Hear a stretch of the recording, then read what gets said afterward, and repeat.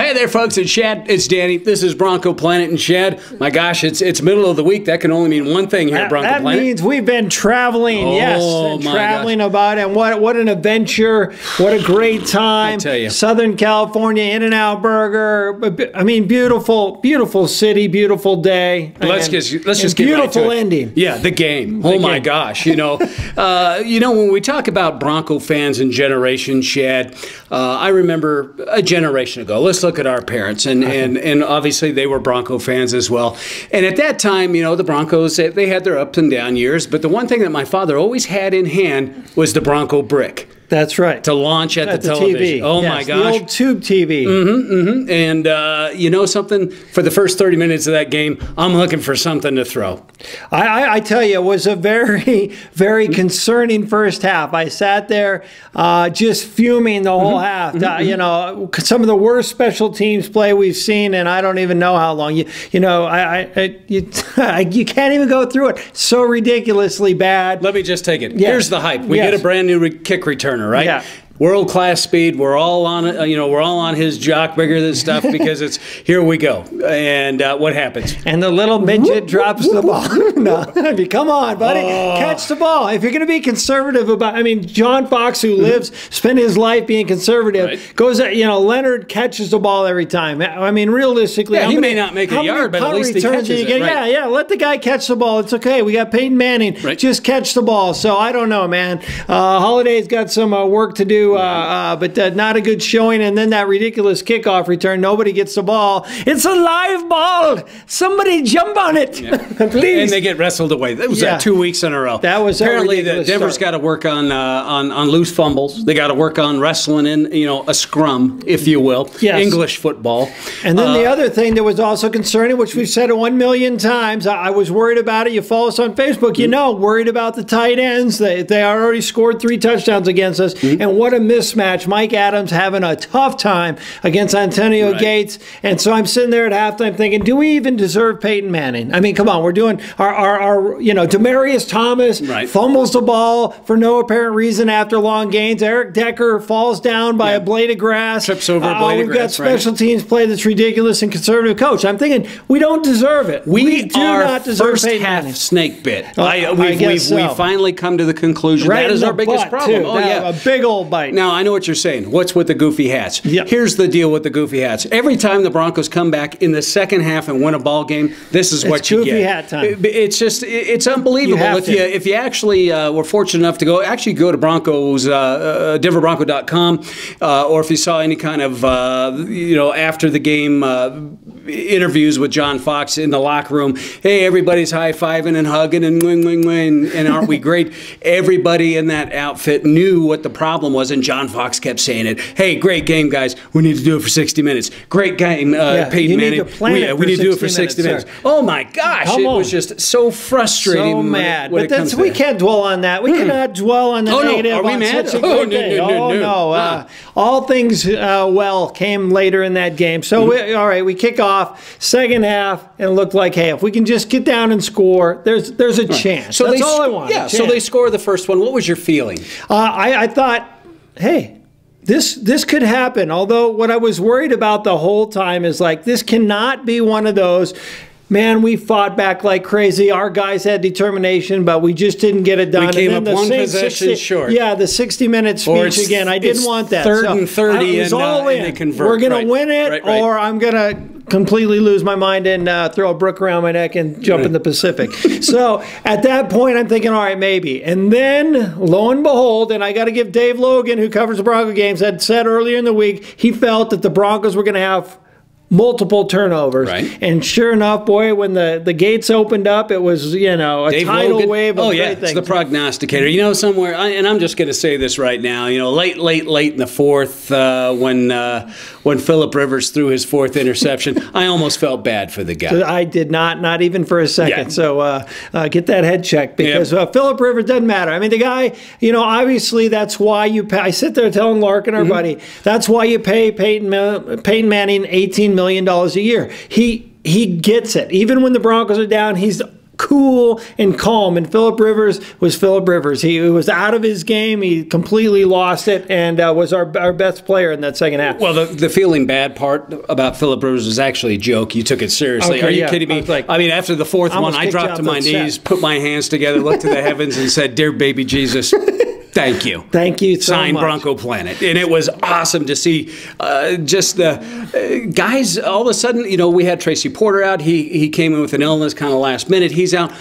Chris weak. Harris. That was weak. What? Chris Harris did nothing but surprise us all last year. Comes in, does a great job, and Carter with the big scoop, running all the way, and Elvis Dumerville. The minute people start counting him out, like where's the boom and doom, man? I mean, where are they together? And I got to tell you, Von Miller was hurt that game. Saw him on the sideline a lot, fought through a lot of injuries. Your main man, Orlando Franklin, also fighting through a lot of injuries that game. But Elvis Dumerville brought his A game. Great job. I mean, all around, defense is in line. Phillip Rivers is choking on himself, and history's happening. Oh, I know. You can't even believe it in front of your eyes. How Norv Turner remains the coach there is beyond me. But that's not our good problem. News for us. That's their problem. But boy, what a feel-good thing, especially when you start getting into the meat of the AFC. This is the stuff that really counts. Broncos are going to be going into a bye week. We are feeling so good, Chad. You know what it's time for, my friend? What? It's got to be. If any time to do it, now's the time. Prize Monkey!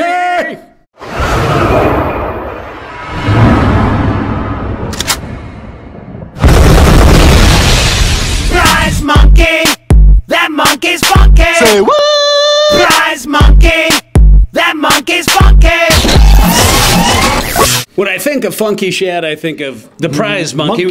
That's right. What do we got this week? We got lots of good things. Well, first of all, we're going to go out and recognize one of our youngest fans out there. Well, our youngest one. We gave away a shirt to like a 4-day-old. Yeah, 4-day-old. So that's pretty got to be some kind of record. So anyway, we want to recognize Lexi out there. Lexi is 11 years old and watching Bronco Planet with her dad. And so, Lexi, we're going to get you a Bronco Planet pink shirt.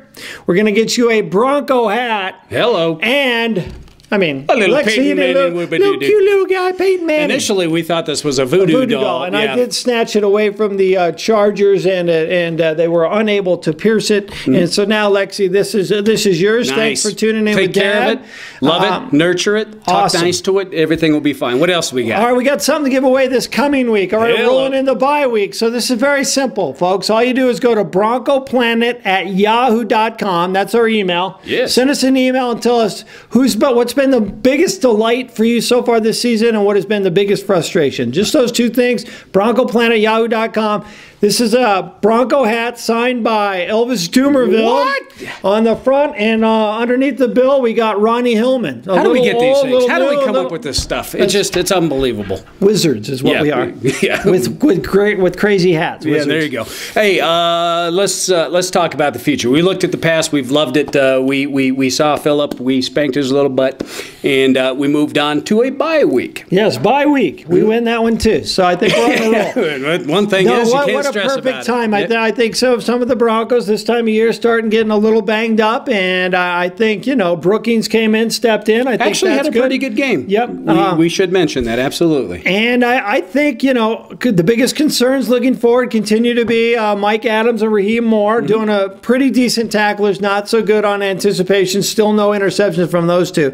But I don't know. I mean, you got to play with the hot hand, and you bring in some of those nickelbacks. You see guys like Chris Harris stepping up again, and Carter having a great game. And ironically, Bronco Planet comes out with a blog talking about the interceptions and the lack thereof, and then what happens? Boom!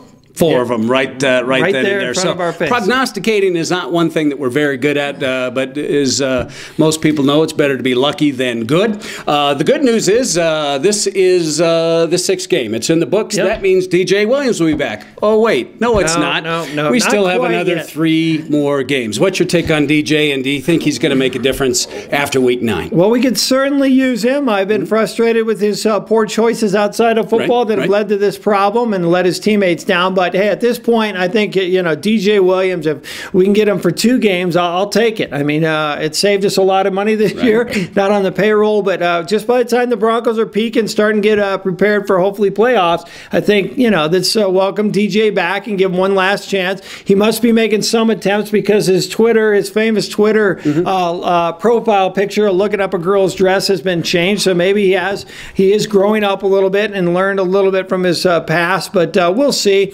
And I don't know, Tracy Porter's got me a little concerned. He had that big game, that interception for a touchdown, so sweet. But then he's done some things. He's gotten burned. He took himself out of game, injured. Although I will tell you this story, Alfred Williams was watching with Ray Crockett and a bunch of other former players, and after he got beat on a couple of those plays, the player looked over to Alfred Williams and said, "You watch, Tracy Porter's coming out in the next 5 minutes." And sure enough, Tracy Porter takes himself out. So, and then he's too sick, a little dizzy, a little not.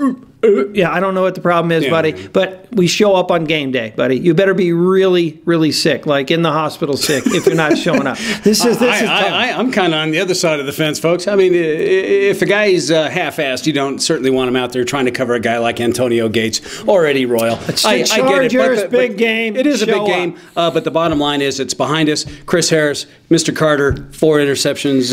Great I mean, job. it's just, it was a wonderful week, bye week. So, what do we got coming up next week? We don't have a game to talk about. We don't have a game. We're going to talk a little bit about just some of our. We're going to do a roundtable again. We're due for a little roundtable. Here's some other Denver Bronco fans, and we're working our best to try and lure in a famous alumni this last week. And if it doesn't work, you get more guys with goofy hats. We tell you who it is, but we don't know yet either. So, hey, with that being said, make sure you follow us on Facebook. You can follow us on Twitter. If you go to Bronco Planet on our YouTube channel, you can see a really cool little 3-4 minute video of the expedition to San Diego, just the whole epic. The travels. The travels from doorstep to the end of the game. It's very, very cool. Again, that's Bronco Planet at the YouTube.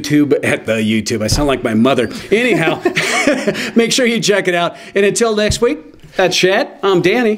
Go Broncos. Woo!